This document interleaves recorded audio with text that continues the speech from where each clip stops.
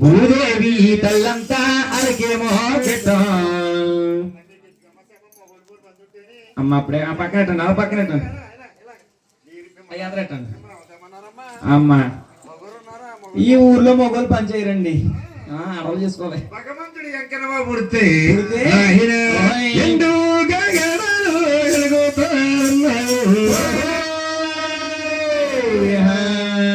కొంచెం కాగడాలు మరి కాదుతున్నాయి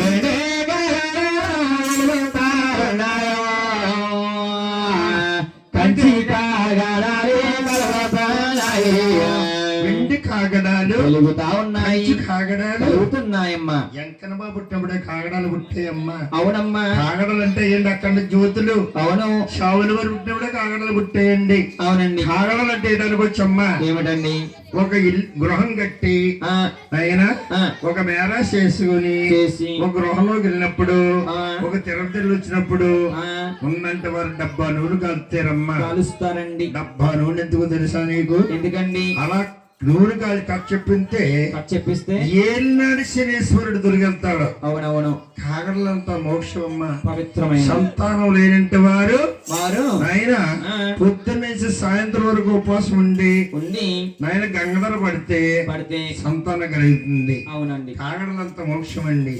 ఏమమ్మా సంగక్కో ఏమే పెద్దక్క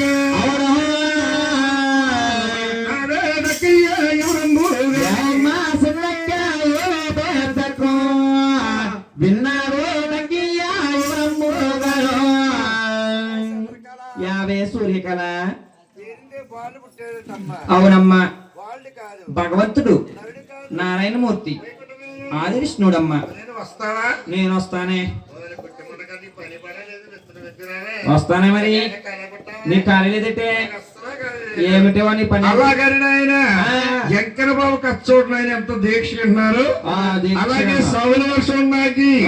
ఎవరుతున్నారయ్యా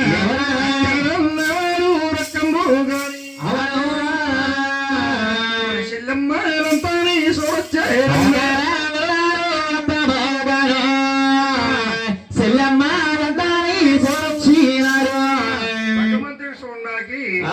అక్కలున్నవారు తమ్ముగాని